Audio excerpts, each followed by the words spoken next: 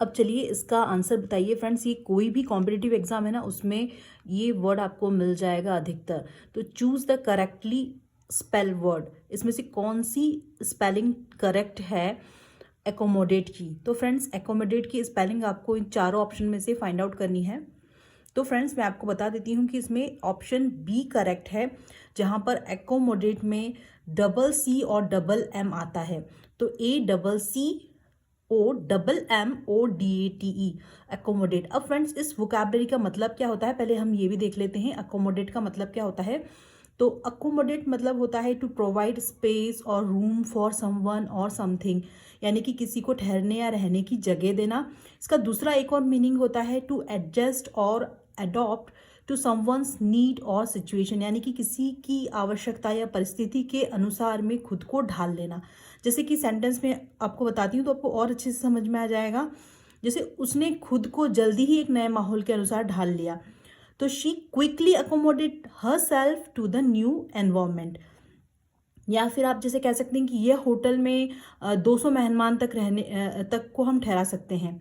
तो the hotel can accommodate up to 200 guest. तो इस तरीके से अकोमोडेट का ऑप्शन बी करेक्ट है।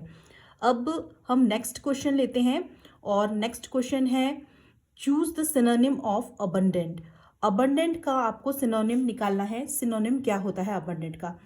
तो अबंडेंट देखिए, ऑप्शन ए है leave, option B start, option C join, option D continue. अब फ्रेंड्स देखिए, अबंडेंट का मतलब होता है कि किसी भी चीज़ को पूरी तरह से छोड़ देना, मतलब कि लीव समथिंग कंप्लीटली, या फिर टू गिव अप कंप्लीटली, किसी चीज़ को गिव अप कर देना, किसी चीज़ को परमानेंटली छोड़ देना, त्याग देना, किसी चीज़ को पूरी तरीके से करना बंद कर देना। तो ऑप्शन ए करेक्ट है लीव। और इससे सेंटेंस इस तरीके से आप बना सकते हैं कि अपने सपनों को इतनी आसानी से मत छोड़ो, don't abandon your dream so easily. या फिर धन की कमी के कारण उसने प्रोजेक्ट को छोड़ दिया, तो the project was abandoned due to the lack of funds. तो इस तरीके से अबंडेंट मतलब होता है किसी चीज़ को छोड़ देना, त्याग देना, गिव अप कर देना। अब नेक्स्ट है choose the antonym of transparent.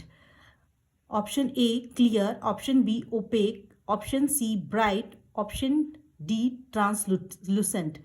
यहाँ पर इन्होंने एंटोनिम पूछा है। एंटोनिम मतलब विलोम शब्द, सिनोनिम था इसका मतलब समानार्थी, इसीलिए आपने अबंडेंट का समानार्थी आपने लीव देखा था। यहाँ पर एंटोनिम है, विलोम है, तो ट्रांसपेरेंट का एंटोनिम होता है ओपेक। ठीक है, और ट्रांसपेरेंट मतलब होता है क्लियर। तो ट्रांसपेरेंट मतलब होता है कि क्लियर, और जो बिल्कुल कहते हैं पारदर्शी, साफ। और इसका जो विलोम है, एंटोनिम है, वो है ओपेक, जिसका अर्थ होता है अपारदर्शी। तो इसका ऑप्शन बी करेक्ट है यहाँ पर, transparent, option B correct, opaque. Next question, find the error. आपको यहाँ पर एरर फाइंड आउट करना है। He do not know the answer. Option A he, option B do not, option C know, option D the answer. अब इसमें इस sentence में कहाँ पर एरर है आपको देखना है। फ्रेंड्स हमेशा याद रखें कि सिंगुलर जो सब्जेक्ट है, यदि आपका ही, शी, इट, उसके साथ में हमेशा डज आता है। यदि ही एक वचन है इसीलिए डज आएगा, डज नॉट का प्रयोग करेंगे। और यदि बहुवचन है, प्लूरल है, तो आपका यू, वी, दे, आर, इन सब के साथ में आपका डू नॉट आएगा। तो यहाँ पर ही के साथ में डू नॉट नहीं आता है, कभी भी सिंगुलर सब्जेक्ट हो तो हमेशा डज नॉट आता है। तो आपका ऑप्शन बी यहाँ पर एरर है, ये करेक्ट है, ऑप्शन बी इसमें एरर है। तो डू नॉट नहीं आएगा, यहाँ पर डज नॉट आएगा, इसीलिए डू नॉट की जगह आपको यहाँ पर डज नॉट लिखना है। तो आपका ऑप्शन बी यहाँ पर है करेक्ट आंसर, है ऑप्शन बी। तो sentence will be he does not know the answer. ठीक है, ये क्लियर हुआ। अब नेक्स्ट क्वेश्चन की ओर बढ़ते हैं। Fill in the blank. If it rains we dash stay at home. Option A will, option B would, option C shall, option D might. अब देखिए फ्रेंड्स, ये जो क्वेश्चन है, ये क्वेश्चन है फर्स्ट कंडीशनल का। इफ के बाद में यदि प्रेजेंट टेंस हो, और प्रेजेंट टेंस के साथ में हमेशा विल प्लस वर्ब की फर्स्ट फॉर्म आती है, बेस फॉर्म आती है। तो यदि वाक्य में इफ़ आता है तो इफ़ के बाद में प्रेजेंट टेंस होगा और मुख्य वाक्य में जो है मेन जो सेंटेंस है उसमें विल आ जाता है। तो फर्स्ट सेंटेंस देखिए, इट रेन्स है मतलब प्रेजेंट टेंस है यहाँ पर। तो आपका जो सेकंड जो मेन जो सेंटेंस है वहाँ पर आपका विल आएगा, ठीक है। तो if it rains we will stay at home. तो ऑप्शन ए यहाँ पर करेक्ट है। अब नेक्स्ट सेंटेंस की क्वेश्चन की ओर जाते हैं। Choose the correctly reported speech. अब यहाँ पर रिपोर्टेड स्पीच पूछिए आपसे। He said I am tired. Option A, he said that he was tired. Option B, he said that I was tired. Option C, he said that he is tired. Option D, he said he tired. अब इसमें देखिए, reported speech में जो होता है हमेशा present tense changes to the past in reported speech.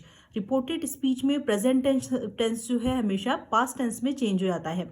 तो यहाँ पर आपका ऑप्शन ए करेक्ट है। ही सेड आई एम टायर्ड, तो ये किस में कन्वर्ट हो जाएगा? पास्ट टेंस में।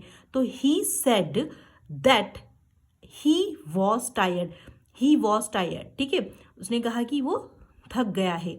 ही सेड ही वॉज टायर्ड। तो ऑप्शन ए यहाँ पर करेक्ट है, क्योंकि यदि आपका सेंटेंस रिपोर्टेड स्पीच में आपको चेंज करना है तो आपका प्रेजेंट टेंस पास्ट में चेंज हो जाएगा। तो option A is correct. Next question, choose the correct passive voice. They are repairing the road. Option A, the road is being repaired. Option B, the road was being repaired. Option C, the road has been repaired. Option D, the road will be repaired. Friends, आपको इस sentence को they are repairing the road, उसको आपको correct passive voice में change करना है। तो friends, इसको चेंज करने से पहले सबसे पहले आपको पता होना चाहिए कि पैसिव वॉइस में एक्चुअली क्या होता है। तो फ्रेंड्स, आप यहाँ देख रहे हैं R plus I N G, repairing verb की फोर्थ फॉर्म आई है, रिपेयर का रिपेयरिंग हो गया है। तो जब भी आपका ये प्रेजेंट कंटिन्यूस टेंस का जो सेंटेंस है, तो फ्रेंड्स जब भी आपका पैसिव वॉइस में प्रेजेंट कंटिन्यूस टेंस में आपका सेंटेंस हो, आपको पैसिव वॉइस में चेंज करना है, तो वहाँ पर रूल होता है subject plus is am are plus being plus verb की थर्ड फॉर्म प्लस ऑब्जेक्ट। जैसे कि मैं आपको एक एग्जाम्पल देती हूँ। जैसे उसको शादी करने के लिए मजबूर किया जा रहा है। She is being forced to get married. या फिर जैसे कह सकते हैं हम, अभी रूम साफ हो रहा है sir the room is being cleaned at the moment. मतलब यहाँ पर थर्ड पर्सन की बात की जा रही है कि रूम और कोई साफ कर रहा है, हम साफ नहीं कर रहे हैं, इसलिए रूम साफ हो रहा है, ठीक है। मेरे घर की पुताई हो रही है। My house is being painted. मतलब मेरा जो पुताई कौन कर रहा है यहाँ पर जिक्र नहीं किया है, पैसिव में बात हो रही है, खुद के ऊपर नहीं ले रहे हैं, बता रहे हैं कि पुताई की जा रही है, लेकिन कौन कर रहा है ये नहीं पता है। यदि यही सेंटेंस आपका जैसे यहाँ पर आपको पास्ट टेंस में दिया होता, तो पास्ट कंटिन्यूस के लिए आप क्या करते? सब्जेक्ट प्लस वॉज या वर प्लस बीइंग प्लस वर्ब की थर्ड फॉर्म प्लस ऑब्जेक्ट। जैसे कि हम बोल सकते हैं कि उस पर नज़र रखी जा रही थी। She was being watched.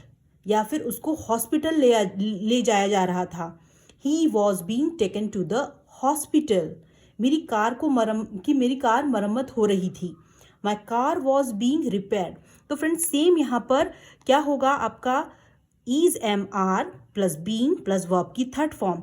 तो द रोड इज, यहाँ पर आर रिपेयरिंग की जगह आ जाएगा। The road is being plus third form क्या होगा रिपेयर का? Repaired. The road is being repaired. Road की मरम्मत की जा रही थी, क्या सर? की जा रही है, पास्ट का प्रेजेंट का है। The road is being repaired. Road की मरम्मत की जा रही है। तो ऑप्शन ए यहाँ पर करेक्ट है, the road is being repaired. अब नेक्स्ट क्वेश्चन देखिए यहाँ पर। आई थिंक आपको ये अब क्लियर हो गया होगा। कभी भी आपका पैसिव वॉइस में चेंज करने के लिए आएगा तो आप इजीली अब चेंज कर पाएंगे। अब देखिए नेक्स्ट है चूज द करेक्ट प्रपोजिशन। आपको करेक्ट प्रपोजिशन यहाँ पर जो है चॉइस करनी है। तो है आपका sentence, she is good painting. She is good dash painting. अब देखो आपका ऑप्शन ए है in, option B at, option C on, option D for. अब देखिए ऑप्शन यहाँ पर बी करेक्ट है, क्योंकि यहाँ पर स्पेसिफिक जगह की बात कर रही है। तो गुड एट किसी काम को जो है वो कैसा दिखा रहा है, उस काम में परफेक्शन को शो कर रहा है। तो she is good at painting, वो गुड एट किसी काम में परफेक्शन को दिखा रहा है यहाँ, इसीलिए करेक्ट प्रपोजिशन यहाँ पर एट आएगा। ठीक है, तो option B is correct, at. अब नेक्स्ट है आपका चूज द करेक्ट आर्टिकल। अब आपको करेक्ट आर्टिकल यहाँ पर चॉइस करना है। He is dash honest man. अब देखिए ऑप्शन ए आपका ए है, option B an, option C the, option D no article. अब देखिए ही इज, अब आपको पता है कोई भी वोवेल होता है, वोवेल यानी कि ए ई आई ओ यू, ये सारे वोवेल्स होते हैं, उसके साथ में हमेशा एन आता है। लेकिन यहाँ पर तो आपको देखो वोवेल से पहले एन आता है, लेकिन यहाँ पर तो कुछ वोवेल है नहीं, एच तो यहाँ पर कॉन्सोनेंट है। लेकिन फ्रेंड्स आप हमेशा याद रखें, जब भी आप किसी भी वर्ड को प्रोनाउंस करते हैं, यदि उसमें वोवेल साउंड आ रहा है तो वो वहाँ पर भी एन ही आएगा। तो हम इसको हॉनेस्ट नहीं पढ़ते, हम इसको ऑनेस्ट पढ़ते हैं। एच यहाँ पर साइलेंट होता है, तो इसीलिए यहाँ पर करेक्ट ऑप्शन है एन। तो ठीक है, तो use an before vowel sound, तो ऑनेस्ट का इसीलिए ओ साउंड निकल रहा है, इसीलिए यहाँ पर ऑप्शन बी करेक्ट है, एन आएगा। तो he is an honest man. तो फ्रेंड्स यहाँ पर ऑप्शन बी करेक्ट है। Option choose the correct synonym of commence. Synonym मतलब समानार्थी, कमेंस का करेक्ट सिनोनिम कौन सा है? Option A finish, option B start, option C stop, option D delay. अब देखिए फ्रेंड्स, कमेंस का मतलब होता है किसी भी चीज़ को स्टार्ट करना, टू बिगेन और टू स्टार्ट, शुरू करना, प्रारंभ करना। जैसे कि हम कहते हैं ना, सुबह मीटिंग 10 बजे शुरू होगी, तो meeting will commence at 10 AM। क्या कहते हैं? कृपया बैठ जाइए, कार्यक्रम शुरू होने वाला है जल्दी ही। तो please be seated, the programme will commence shortly. क्या कहते हैं कि जैसे कि कोई किसी का मुकदमा चल रहा है, तो लंबे समय के बाद में, लंबे बहुत उन्होंने डिले करने के बाद में आखिरकार मुकदमा हमारा शुरू हुआ। तो after a long delay the trial finally commenced. तो कमेंस्ड मतलब होता है टू स्टार्ट और टू बिगिन।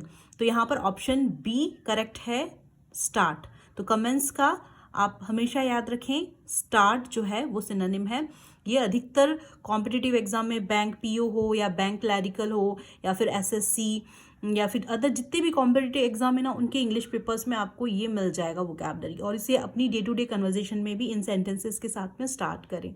तो फ्रेंड्स, यदि वीडियो अच्छी लग रही है तो मुझे मोटिवेट करें, एक सब्सक्राइब करें मेरे चैनल को, जिससे कि मुझे आपका प्यार और मोटिवेशन भी मिलता रहे और मैं इस तरीके के डेली क्वेश्चंस लाते रहूं और आपको आपकी जो एग्ज़ाम प्रिपरेशन में हेल्प करती रहूं। तो please do subscribe my channel and don't forget to hit the bell icon.